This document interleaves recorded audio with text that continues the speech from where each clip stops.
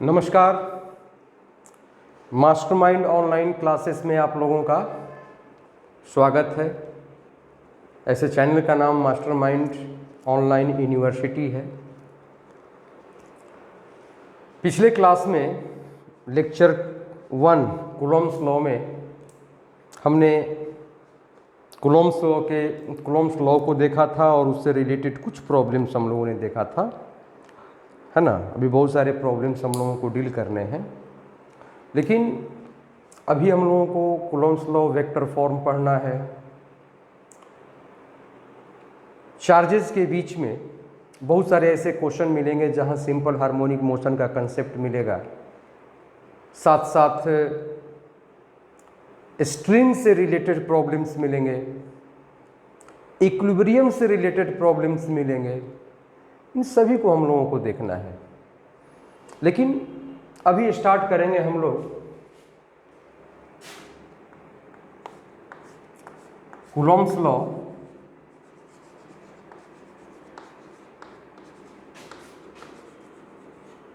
इन vector form.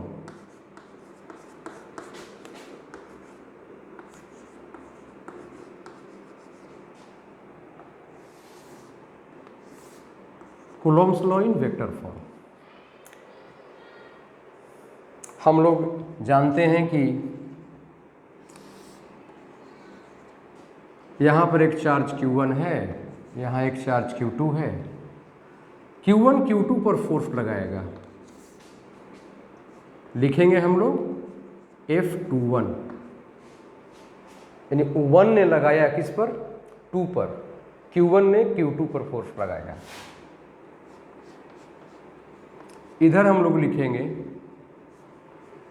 F12, ठीक है।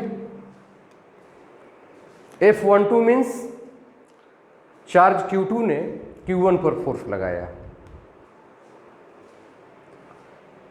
अब देखना ये है कि इनके बीच का A और B पॉइंट पर रखे गए हैं ये चार्जेस, ये डिस्टेंस R है। तो स्ट्रेट पाथ है, ये भी वेक्टर में होगा, इसके पास भी डायरेक्शन होगा। तो इस फोर्स के लिए जो डायरेक्शन लेंगे हम लोग, उसको हम लिखेंगे R⁻21। 21 का मतलब 2 से 1 नहीं, पीछे से स्टार्ट करते हैं, 1 से 2।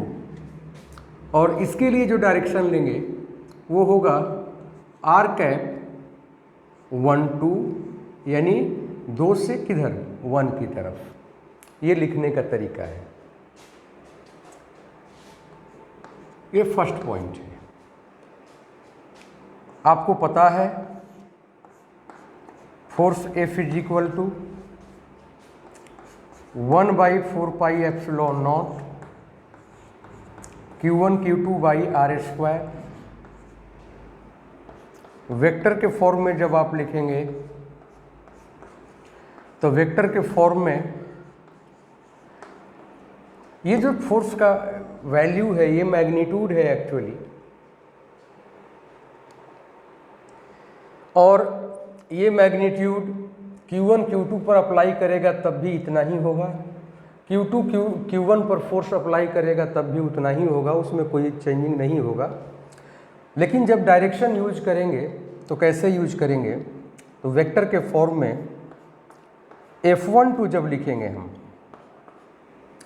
यानी 2 के द्वारा 1 पर लगाया गया, Q1 पर लगाया गया फोर्स, तो 1/4πε0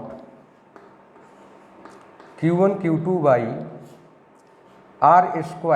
और यहाँ R⁻12 लिख देंगे, यानी 1/4πε0 Q1 Q2/r³ अगर करेंगे हम, मान लीजिए यहाँ R से मल्टीप्लाई करते हैं तो ऊपर भी हमको R से मल्टीप्लाई करना पड़ेगा। आपको पता है, जैसे जब किसी वेक्टर को उसी के मैग्नीट्यूड से डिवाइड करते हैं तो आपको A⁻ मिलता है, और जब A⁻ में मैग्नीट्यूड से मल्टीप्लाई करते हैं, क्रॉस मल्टीप्लिकेशन कीजिए तो फिर वेक्टर मिल जाता है। उसी तरह से आर आर कैप मल्टीप्लाई करेंगे तो हमको क्या मिल जाएगा, वेक्टर आर मिल जाएगा। तो यहाँ पर आर यहाँ भी मल्टीप्लाई किए और नीचे किए तो आर स्क्वायर से आर क्यूब हो गया। तो फोर्स F12 हो जाएगा 1/4 epsilon naught Q1 Q2 divided by R cube, और ये वेक्टर हो जाएगा R12। ठीक है।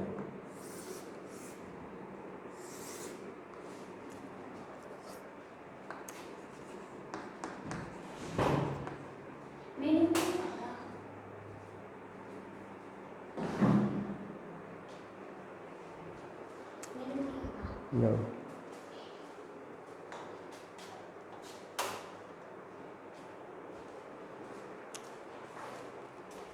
Similarly, F21 1/4 epsilon naught Q1 Q2 divided by R cube, और ये हो जाएगा वेक्टर R21।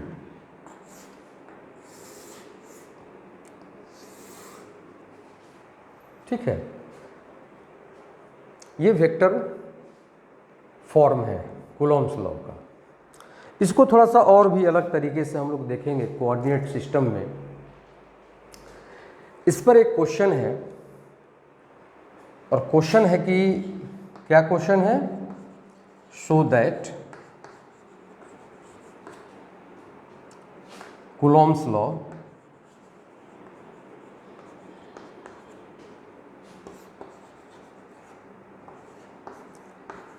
obeys Newton's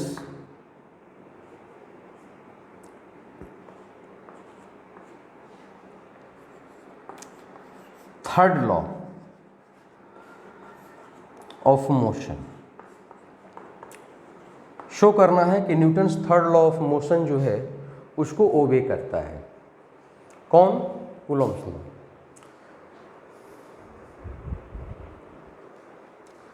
तो आइए देखते हैं हम लोग ये कैसे ओबे करेगा।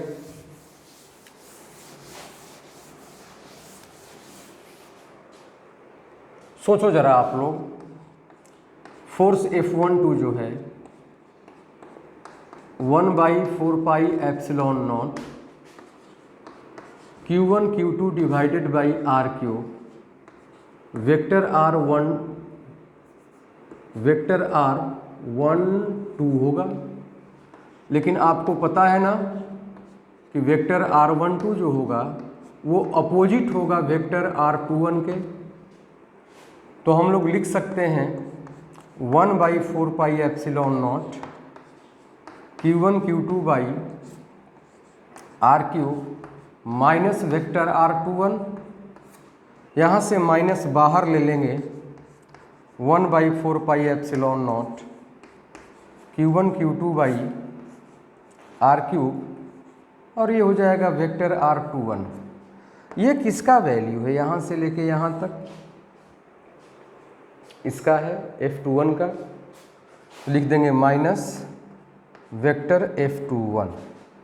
तो हमने क्या देखा कि 2 ने 1 पर जितना फोर्स लगाया उतना ही फोर्स 1 2 पर लगाएगा, लेकिन दोनों का डायरेक्शन एक दूसरे के अपोजिट,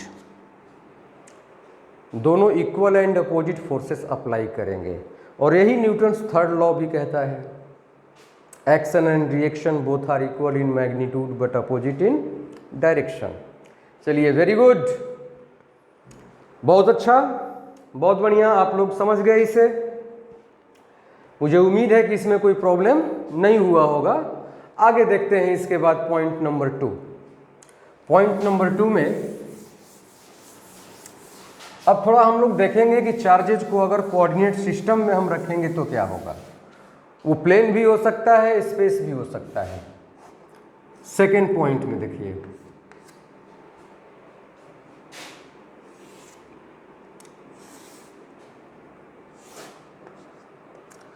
ये Z axis, Y axis, X axis. सिर्फ एक्स वाई भी ले सकते हैं तो उसमें कोऑर्डिनेट केवल 2 ही रहेगा, लेकिन जब जेड ले लेंगे तो 3 हो जाएगा। ये ओरिजिन है तो ओरिजिन पर कोऑर्डिनेट्स 0 0 0। यहाँ पर एक पॉइंट है, एक पॉइंट यहाँ पर है, दोनों को मिला दिए। ये पॉइंट P1, ये पॉइंट P2। यहाँ पर जो चार्ज है उसको हमने Q1 मान लिया, यहाँ के चार्ज को हमने Q2 मान लिया। ठीक है, Q1 Q2 ग्रेटर देन 0। अब ये ग्रेटर देन 0 होने का मतलब क्या हुआ? या तो दोनों पॉजिटिव होंगे, नहीं तो दोनों निगेटिव होंगे। यानी यहाँ पर जो भी फोर्स लगेगा वो रिपल्सिव होगा। तो यहाँ जो फोर्स लगेगा वो होगा F2 पर कौन लगाएगा? 1। और इधर जो फोर्स लगेगा वो फोर्स क्या होगा? F1 पर कौन लगाएगा? 2। ये पोजीशन वेक्टर R1 हो गया, ये यहाँ से यहाँ तक पोजीशन वेक्टर R2 हो गया। ठीक है ना, और इस डिस्टेंस को हम R मान लेते हैं। कोई दिक्कत? मुझे नहीं लगता कि आपको कोई परेशानी होगी। दोनों चार्जेस को कोऑर्डिनेट सिस्टम में रखा गया है। इधर का जो हम डायरेक्शन लेंगे वो r⁻²1 लेंगे, पहले मैं बता चुका हूँ। इधर का जो डायरेक्शन हम लेंगे वो r⁻12 लेंगे। ठीक है, 1 2 का मतलब 2 से 1 की ओर, और 2 1 का मतलब 2 से 2 1 का मतलब हो गया 1 से 2 की ओर।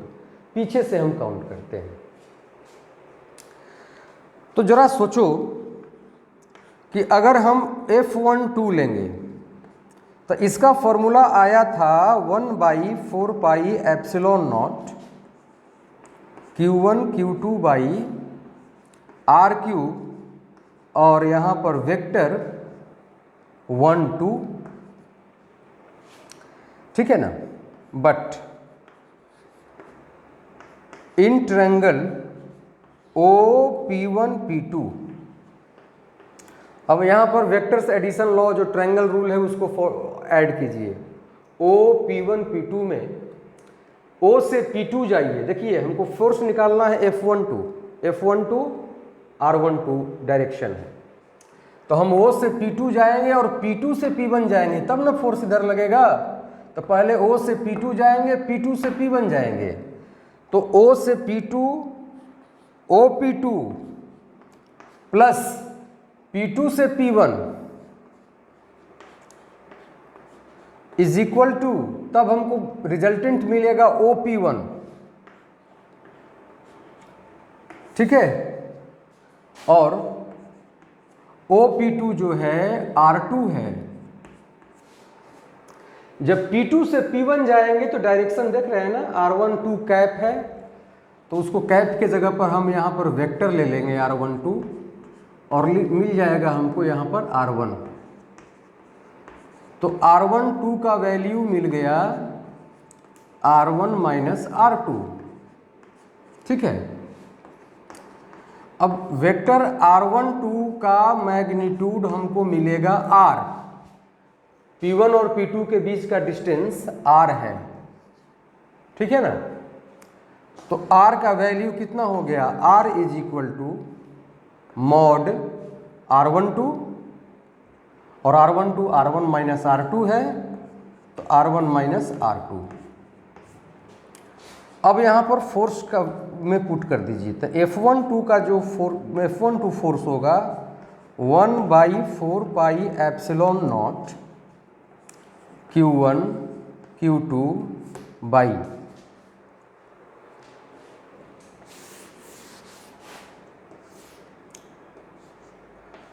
F12 force 1/4πε0 Q1 Q2 by R3 vector R12 1/4πε0 Q1 Q2 R की जगह पर मॉड R1 माइनस R2, लेकिन यहाँ पर तो क्यूब है तो क्यूब दे देंगे।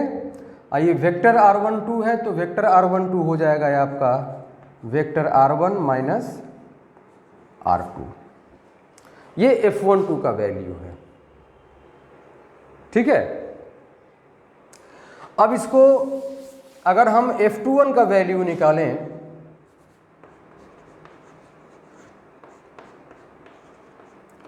तो F21 का वैल्यू कितना होगा? 1/4πε0 Q1 Q2 by mod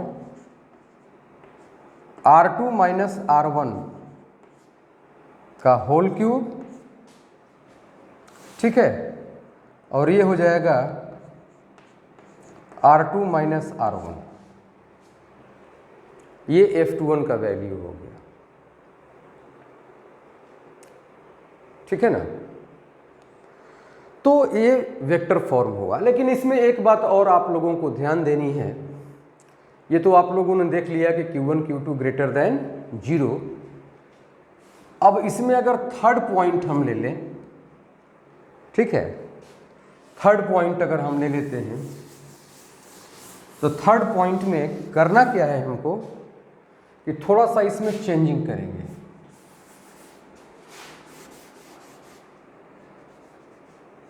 changing क्या करना है? चेंजिंग करना है कि Q1 Q2 स्मॉलर देन 0, यानी एक पॉजिटिव और दूसरा नेगेटिव। ये मुझे नहीं पता कि कौन पॉजिटिव है कौन नेगेटिव है। तो इसमें क्या होगा? अट्रैक्शन होगा। तो यहाँ पर जो फोर्स मिलेगा ये होगा 1 पर कौन लगाएगा? 2 अट्रैक्ट करेगा। यहाँ जो फोर्स होगा ये 2 पर 1 लगाएगा। अब ये डायरेक्शन चेंज हो जाएगा। R कैप 1 2 के जगह पर 2 1 हो जाएगा। यहाँ पर फोर्स लग रहा है ना, तो 2 से 1, और यहाँ हो जाएगा R कैप 1 2 हो जाएगा। तब जब आप फोर्स कैलकुलेट करोगे F12 तो ये होगा 1/4πε0 Q1 Q2 बाई मॉड 1 2 है तो उसमें R1 माइनस R2 था, यहाँ पर उल्टा हो जाएगा R2 माइनस R1 का होल क्यूब। ये हो जाएगा तुम्हारा R2 माइनस R1। और F21 है 1/4πε0, यहाँ पर Q1 Q2 बाई मॉड, इसमें उल्टा होगा तो R1 माइनस R2 हो जाएगा का whole cube R1 minus R2। ये डिफरेंस होगा। यही आपका वेक्टर फॉर्म है। अब इस पर क्वेश्चन क्या हो सकता है? क्वेश्चन हो सकता है कि जैसे Z axis 0 0 0 coordinate,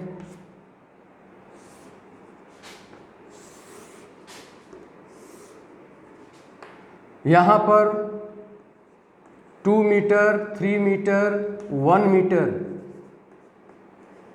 coordinate point P1, ठीक है ना। और चार्ज यहाँ पर मान लीजिए 2 माइक्रो कूलम P1 पर। ये पॉइंट P2 है, यहाँ कोऑर्डिनेट 2 मीटर 1 मीटर -2 मीटर, ये हो गया P2, ये हो गया O, Y axis X axis. आपको कैलकुलेट करना है Q1 पर find force on Q1 due to Q2, force on Q2 due to Q1। ठीक है, सबसे पहले तो आपको ये जानना है कि चार्जेज यहां कैसे हैं। तो यहां पर 2 माइक्रोकूलम है, इसको 4 माइक्रोकूलम हम प्लस में मानते हैं, यह भी प्लस है। तो यहां पर Q1 Q2 क्या हो गया, ग्रेटर देन 0। तो जब ग्रेटर देन 0 हो जाएगा तो आपको पता है कि F12 जब कैलकुलेट करेंगे तो 1/4 pi epsilon naught Q1 Q2 divided by F12 Q1 Q2 greater than 0 है तो 1 2 1 पहले 2 बाद में, तो R1 माइनस R2 का whole cube R1 minus R2। पहले R1 माइनस R2 निकाल लो, तो R1 माइनस R2 कितना होगा, R1 यानी पोजीशन वेक्टर, इसको R1 मानेंगे Q1 का और इसका हम R2 मानेंगे। तो R1 का कोऑर्डिनेट है 2 3 1, इसका है 2 1 2 -2। तो R1 माइनस R2, R1 में एक्स एक्सिस में 2 मीटर है और यहाँ भी 2 मीटर है, तो 2 माइनस 2 ये 0 I कैप हो गया x में, ये y में 3 मीटर है और y में 1 मीटर है, तो R1 माइनस R2 है। 3 माइनस 1 कितना होगा, प्लस 2 j कैप, और z में यहाँ 1 है और यहाँ पर -2 है, तो 1 माइनस -2 यानी प्लस हो जाएगा, तो 1 + 2 कितना हो जाएगा, 3 j कैप। तो इसका मैग्नीट्यूड कितना आ जाएगा R1 माइनस R2 का, ये हो जाएगा 2 j cap plus 3 j cap, यानी √2² प्लस 3² यानी कितना आ गया, 4 और 9 13 मीटर आ गया। ठीक है ना, F12 13 मीटर आ गया। अब इसका जब इसके डायरेक्शन को जब इसको पुट करेंगे आप, तो F12 हो जाएगा आपका 1/4 pi epsilon naught Q1 Q2, Q1 हमने शायद लिया था 2 और एक था 4, 2 × 4 × 10⁻⁻12 डिवाइडेड बाई 2 × 4 10⁻⁻12 माइक्रोकूलम है।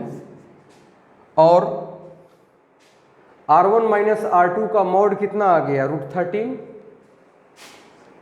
√13 का होल क्यूब, और यहाँ पर हो जाएगा R1 माइनस R2 वेक्टर का फॉर्म, तो वो कितना आया है, R1 minus R2 2j plus 3j, 2j plus 3j, 9 × 10⁻9 ×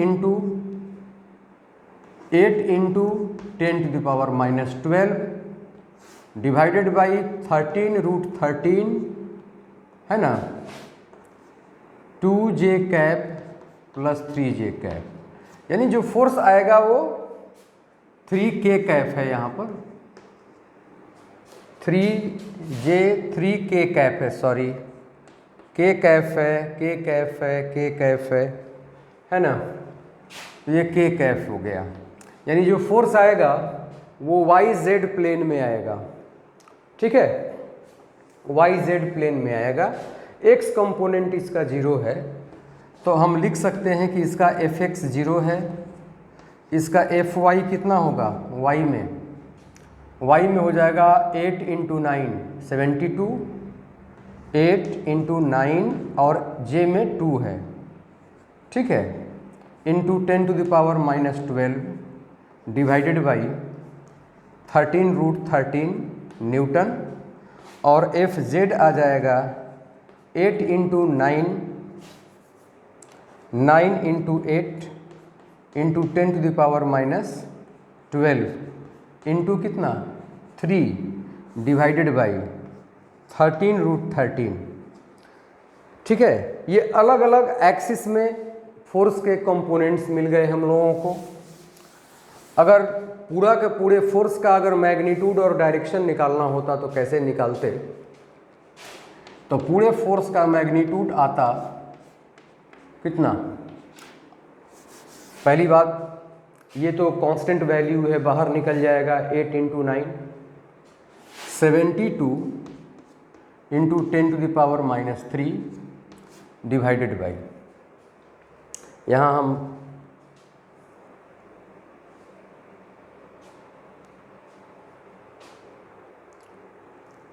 8 × 9 10⁹ छूट रहा है, यहाँ पर भी 3 से मल्टीप्लाई करेंगे और 10⁹ यहाँ भी छूट रहा है, ठीक है ना। 9 × 10⁹ वहाँ छूट रहा था। तो 72 इंटू देख लीजिए -12 × 9 कितना प्लस करेंगे तो -3 आएगा बाई 13√13 अंडर रूट में क्या हो जाएगा? I कैप जे कैप के cap sorry, 2a² + 3a², 72 × 10⁻³ divided by 13√13 into √13, ये कैंसिल, 72/13 इंटू 10⁻³ न्यूटन, ये फोर्स आ गया। और सिमिलरली इसी तरह से अगर हम F21 निकालेंगे तो ये भी F21 भी उतना ही आएगा, लेकिन केवल डायरेक्शन का अंतर हो जाएगा, सिर्फ डायरेक्शन का डिफरेंस हो जाएगा। F21 में डायरेक्शन कैसे लिखिएगा? तो F21 में आप डायरेक्शन लिखेंगे F21 = सब कुछ वही रहेगा, 72 × 10⁻³ 13√13, यहाँ -2j कैप -3k कैप, ठीक है ना, -2j कैप -3k कैप। तो ये हुआ, यानी फोर्स का मैग्नीट्यूड सेम होगा लेकिन डायरेक्शन केवल चेंज हो जाएगा, और डायरेक्शन चेंज होगा तो जो भी प्लस माइनस रहेगा एक वाले फोर्स में वो चेंज हो जाएगा, और किसमें? सेकेंड वाले में। जो प्लस रहेगा माइनस, जो माइनस रहेगा प्लस। अगर दोनों प्लस हैं तो दोनों कन्वर्ट हो जाएगा दोनों माइनस में, दोनों माइनस यहाँ है तो यहाँ प्लस, ठीक है ना, ये बात है। अब इसके बाद हम लोग वेक्टर फॉर्म के बाद, वेक्टर पर क्वेश्चंस वेक्टर फॉर्म में ऐसे ही होते हैं, है ना।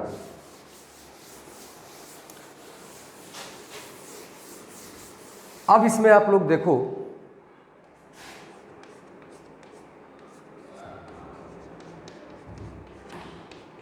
प्रिंसिपल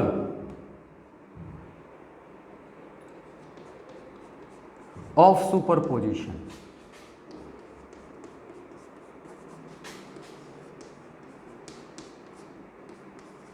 प्रिंसिपल ऑफ सुपरपोजिशन क्या है? ये काफी इंपॉर्टेंट है। इंपॉर्टेंट इसलिए है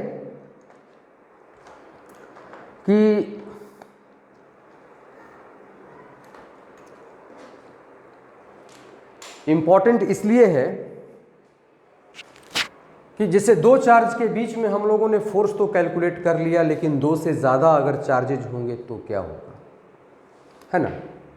जैसे मान लीजिए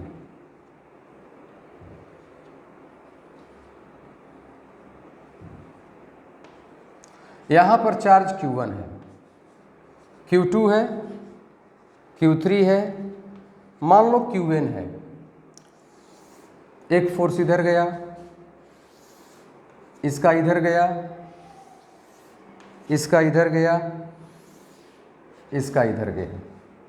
तो ये फोर्स आपका, मान लो कि यहाँ जो चार्ज है Q1 Q2 Q3 ... Q1, लेकिन यहाँ पर जो चार्ज है वो Q0 है मान लो। तो यहाँ जो फोर्स लगेगा वो Q0 पर लगेगा, और कौन लगाएगा? 1, ठीक है। यहाँ जो फोर्स लगेगा वो Q0 पर 2 लगाएगा, यहाँ जो फोर्स लगेगा वो 0 पर 3 लगाएगा, Q3 लगाएगा, और यहाँ पर जो फोर्स लगाएगा Q0 पर nth चार्ज जो है Qn वो अप्लाई करेगा। ठीक है,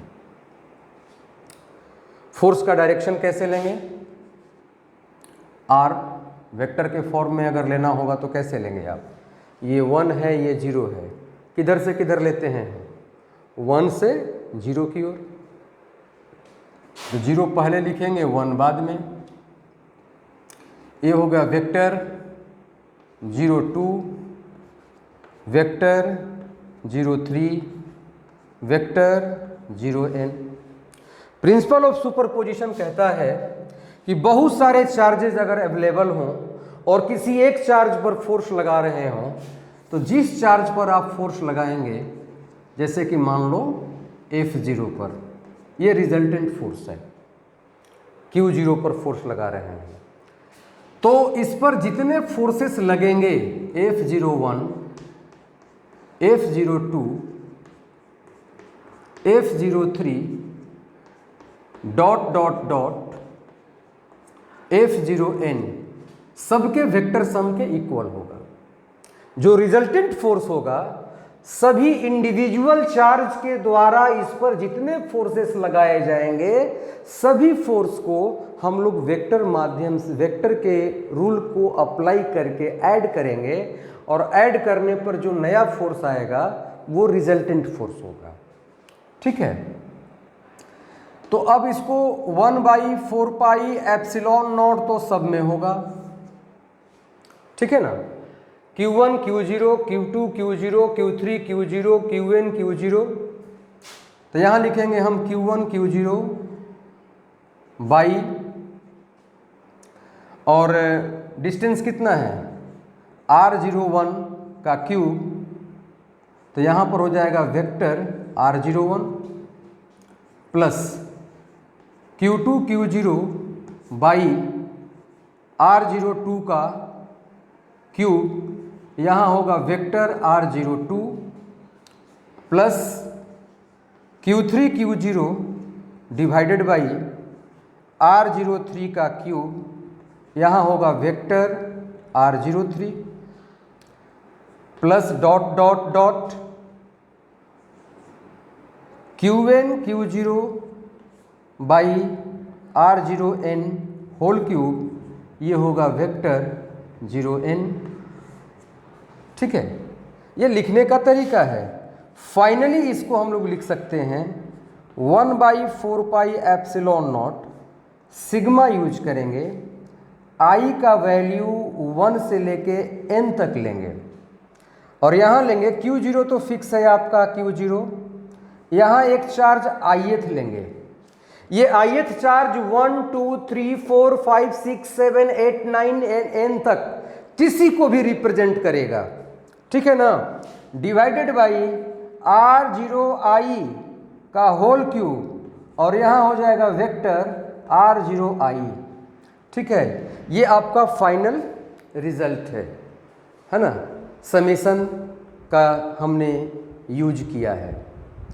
ठीक है, मुझे उम्मीद है कि आप लोग इसको समझ रहे हैं, इसमें कोई दिक्कत नहीं है। इसको कहते हैं प्रिंसिपल ऑफ सुपरपोजिशन। अब इस पर रह गई बात कि इस पर क्वेश्चंस होंगे कैसे, कैसे क्वेश्चंस होंगे इस पर। आइए देखते हैं इसके क्वेश्चंस को।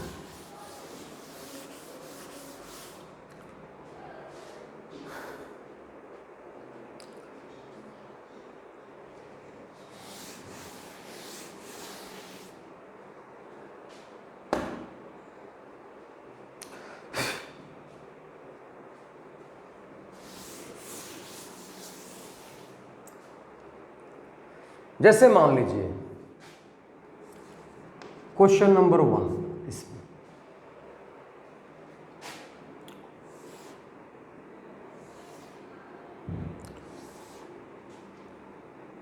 यहां पर 2 माइक्रो कूलम का चार्ज है पॉजिटिव, यहां -3 माइक्रो कूलम का चार्ज है पॉजिटिव, यहां पर +3 माइक्रो कूलम का चार्ज है पॉजिटिव। ये A है, ये B B है, इसको हमने C मान लिया। इक्विलेटरल ट्रायंगल है, सबको हमने 2 मीटर 2 मीटर 2 मीटर ले लिया।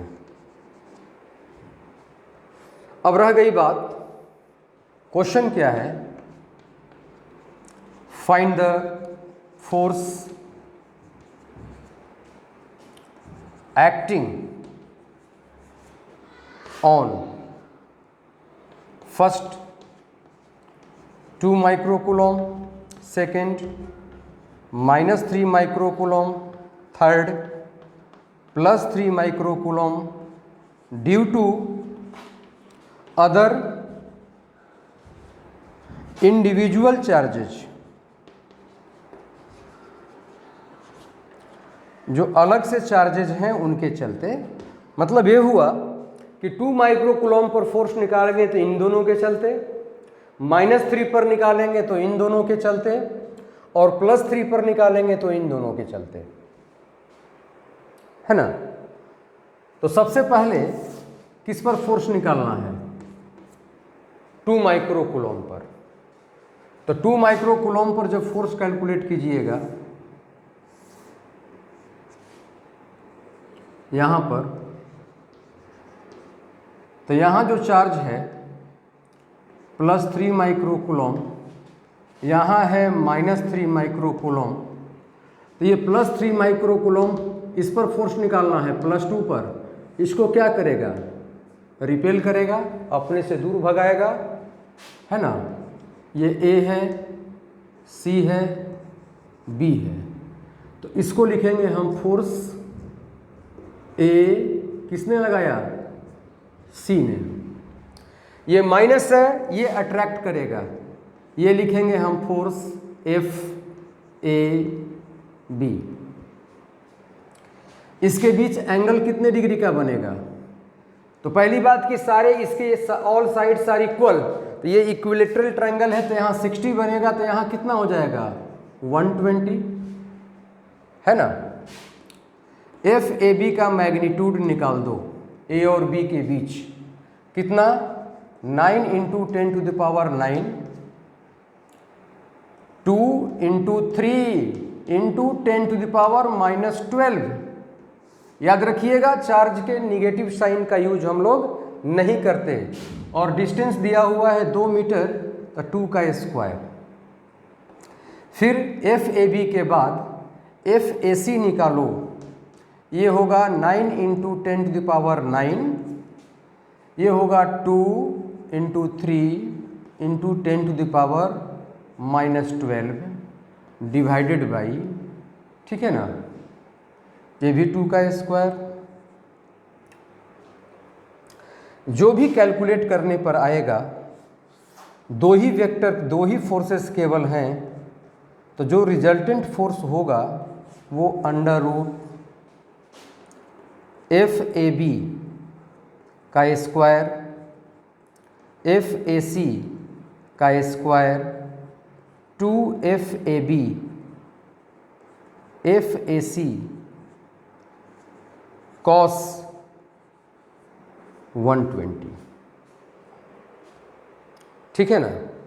इसको आप सॉल्व कर लेंगे, ये आपका आंसर होगा। इसी तरह से आप लोगों को C पर और B पर फोर्स निकालना है। ध्यान रहे, फोर्स अट्रैक्शन में है, अट्रैक्टिव फोर्स है कि रिपल्सिव फोर्स है, उसके डायरेक्शन को आप ध्यान में रखेंगे, है ना।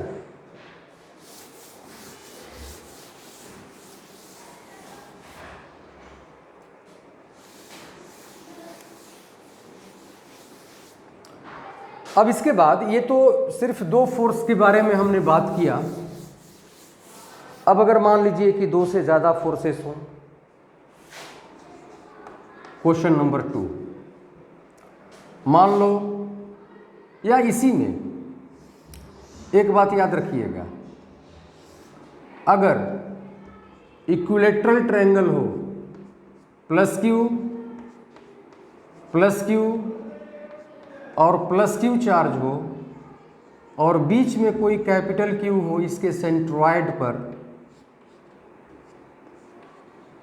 ठीक है,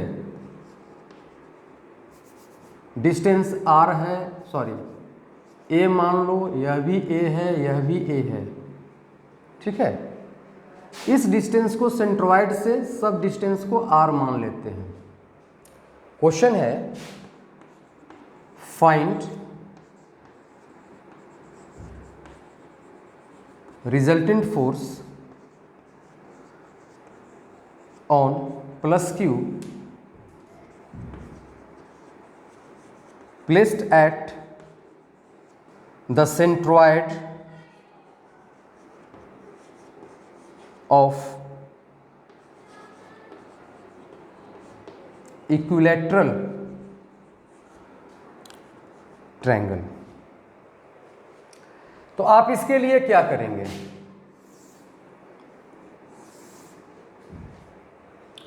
अब सेंट्रॉइड पर जो चार्ज है उसको यहां पर रखिए, प्लस क्यू को, X axis, Y axis, X dash, Y dash draw कीजिए, ठीक है। अगर ये ऑब्जेक्टिव क्वेश्चन होगा तो याद रखिएगा कि किसी भी इक्विलेटरल ट्रायंगल के कॉर्नर्स पर, वर्टेक्स पर अगर एक ही तरह के चार्ज हो, प्लस प्लस प्लस और सेम मैग्नीट्यूड हो, तो उसके सेंटर पर अगर कोई चार्ज रखा जाए तो फोर्स जीरो होगा।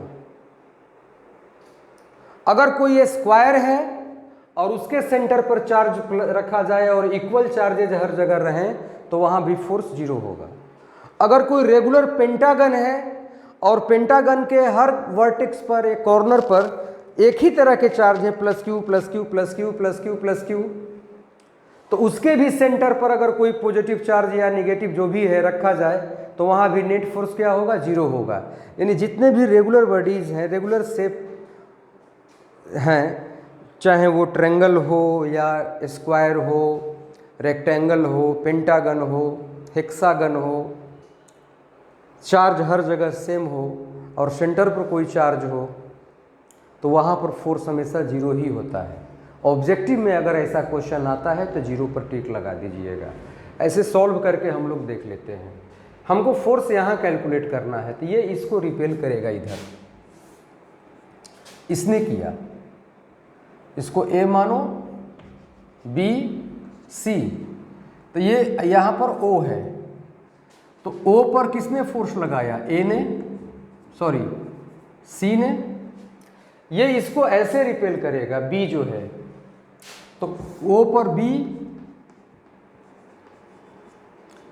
और ऊपर से A नीचे की ओर, O पर A नीचे की ओर फोर्स लगाएगा। यहाँ कितने फोर्स हो गए? 3। अब हमको एंगल देखना है। ये कौन सा ट्रायंगल है? इक्विलेटरल ट्रायंगल है, तो यहाँ पर एंगल कितने डिग्री का होगा? 30 डिग्री का होगा ना। यहाँ भी 30 डिग्री का होगा, यहाँ भी 30 होगा। तो यहाँ जब 30 का होगा, यहाँ 30, यहाँ 30, तो यहाँ कितना का होना चाहिए? 120 का। 30 + 30 60 और 120 180 हो जाएगा इस ट्रायंगल में। तो यहाँ 120, यहाँ 120, यहाँ 120, यहाँ से जो लाइन जाएगा वो 120 को दो भागों में बांट देगा। इसके साथ ये वर्टिकल लाइन है, देख लो ये वर्टिकल है, इसके साथ ऐसे जो लाइन जाएगा तो यहाँ पर कितना बना देगा? एंगल 60।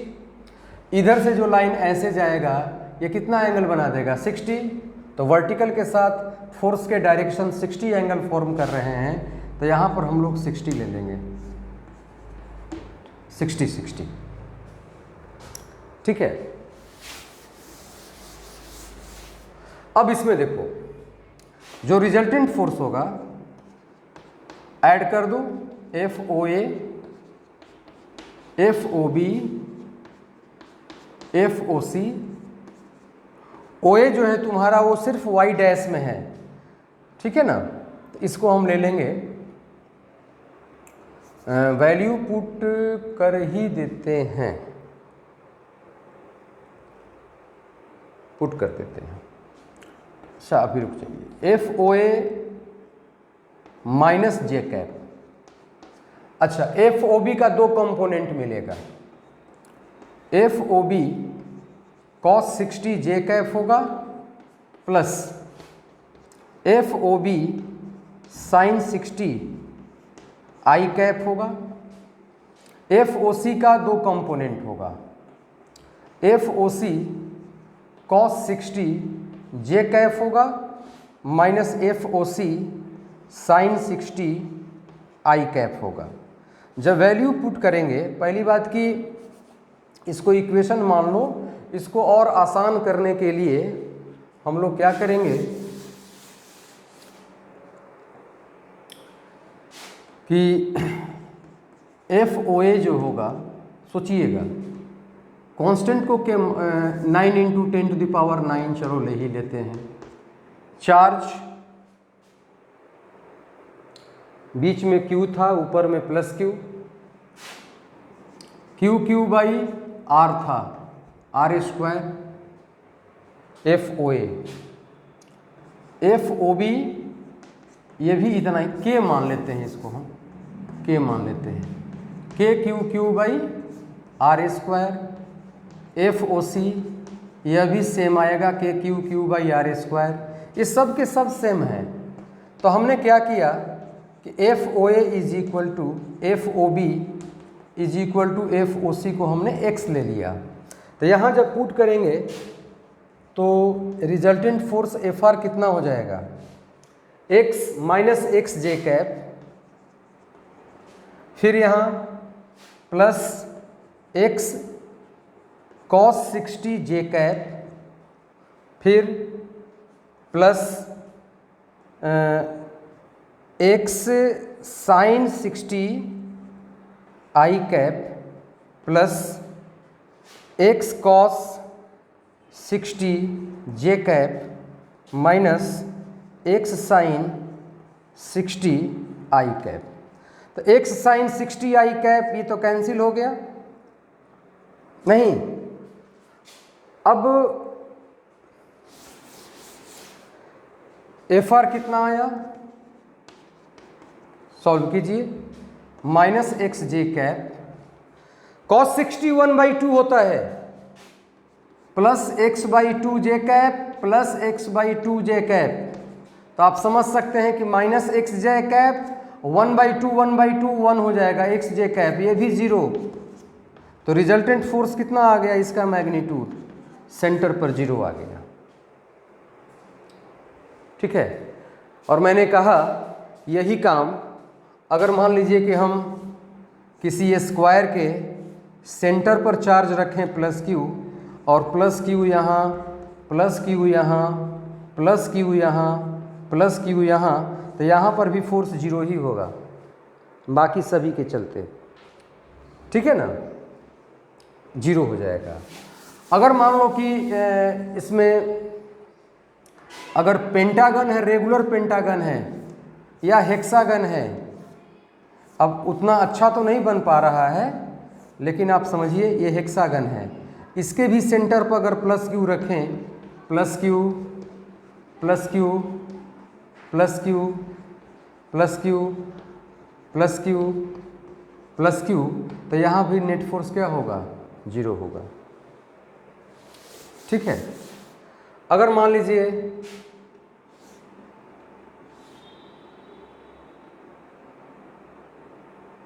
पेंटागन अगर है,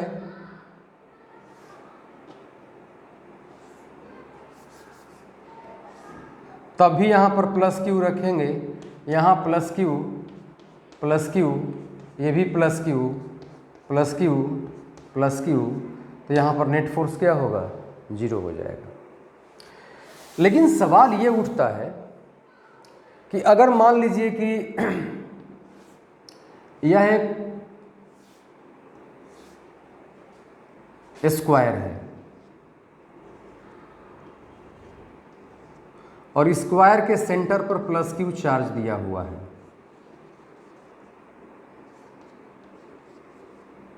ठीक है ना, इसका साइड A दिया हुआ है, यहाँ पर प्लस Q है, यहाँ पर माइनस Q है, यहाँ पर प्लस Q है, यहाँ पर प्लस Q है। तो अब नेट फोर्स पर कुछ अंतर हो, नेट फोर्स में यहाँ पर जो फोर्स लगेगा उसमें कोई चेंजिंग आएगा कि नहीं आएगा, ये हम लोगों को देखना है। तो सबसे पहले ये जो चार्ज है यहाँ पर प्लस क्यू, ये पॉजिटिव चार्ज इसको रिपेल करेगा इधर, जिस पर फोर्स लगाते हैं ना वो रिपेल करता है कि नहीं उसको हम नहीं ध्यान में रखेंगे, बाहर वाले क्या कर रहे हैं उसको हम देखते हैं। और ये भी प्लस है तो ये भी रिपेल करेगा, ये दोनों फोर्स एक दूसरे को कैंसिल कर लेंगे, ठीक है। ए बी सी डी, तो हम लोग क्या लिखेंगे कि एफ ओ ए प्लस एफ ओ सी ये 0 हो जाएगा, दोनों एक दूसरे को कैंसिल कर देंगे। लेकिन जब इसकी बात करेंगे तो ये रिपेल करेगा ऐसे, प्लस है और प्लस को ये प्लस रिपेल करेगा, और ये माइनस है तो इसको अट्रैक्ट करेगा। तो ये जो फोर्स होगा ये हो जाएगा तुम्हारा O पर B लगा रहा है, और ये जो फोर्स होगा O पर D लगा रहा है, और दोनों का डायरेक्शन सेम है। तो जो रिजल्टेंट फोर्स होगा वो क्या हो जाएगा, FOB प्लस FOD, ठीक है। अब रह गई बात कि FOB और FOD, क्योंकि इनका डायरेक्शन एक ही तरफ है तो इनका जब दो वेक्टर एक ही डायरेक्शन में होते हैं तो उनको डायरेक्ट हम क्या करते हैं, ऐड कर देते हैं। तो FOB कितना होगा, ये टोटल डिस्टेंस A है, स्क्वायर है, ये कितना आएगा, ये मान लो R, ये मान लो R, तो कितना आ जाएगा R square plus R square is equal to A square, ये 90 डिग्री का एंगल बनेगा यहाँ पर। तो 2R square is equal to A square, तो R square A square by 2, R हो जाएगा A बाई √2, यानी R जो है यहाँ से यहाँ तक का डिस्टेंस है ना, हमने R मान लिया है, उसको हम A बाई √2 के रूप में लिखेंगे। तो रिजल्टेंट फोर्स कितना आ गया, तो FR इज इक्वल टू हो जाएगा FOB का वैल्यू O पर B के द्वारा जो फोर्स लगेगा ये हो जाएगा KQQ डिवाइडेड बाई कितना, R का स्क्वायर यानी A बाई √2 का स्क्वायर, प्लस यह भी आ जाएगा KQQ बाई A बाई √2 का स्क्वायर। अब इसको आप सॉल्व कर दीजिए, ये आपका आंसर हो जाएगा, रिजल्टेंट फोर्स हो जाएगा, ठीक है। ये रिजल्टेंट फोर्स हो जाएगा प्रिंसिपल ऑफ सुपरपोजिशन में, ठीक है। अब आगे और भी क्वेश्चंस हैं कुछ, उनको भी हम लोग देख लेते हैं।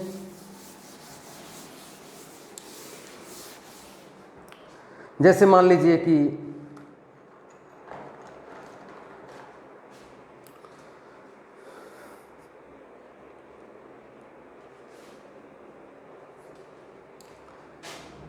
ये एक हम ले लेंगे, यहाँ पर प्लस Q चार्ज है, यहाँ पर प्लस Q है, यहाँ पर भी प्लस 2Q है, और यहाँ पर माइनस Q है, ये दिया हुआ है, साइड इनका A है, ठीक है ना। क्वेश्चन ये कह रहा है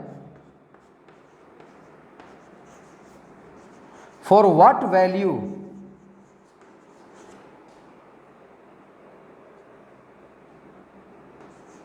Q by Q net force acting on plus Q is 0। कह रहा है कि कैपिटल Q और स्मॉल q का रेशियो कितना होना चाहिए कि इस पर लगने वाला नेट फोर्स 0 हो जाए, ये हम लोगों को देखना है क्या होना चाहिए। कुछ ना कुछ तो रेशियो होगा ताकि इस पर लगने वाला नेट फोर्स 0 हो जाए।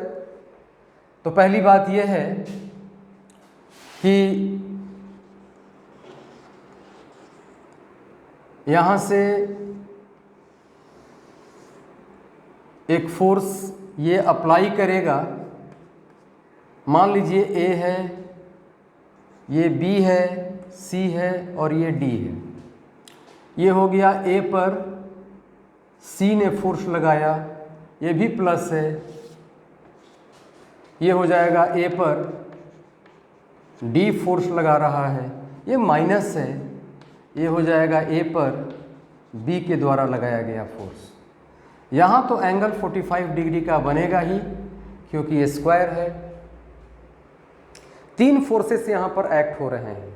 अगर तीनों फोर्स का वेक्टर सम कह रहा है कि 0 होना चाहिए, तीनों फोर्स का वेक्टर सम 0 होना चाहिए, तो पहला काम कीजिए कि आप FR निकालिए, रिजल्टेंट फोर्स। तो FR कितना आ गया? FAC plus FAB plus FAD, ठीक है।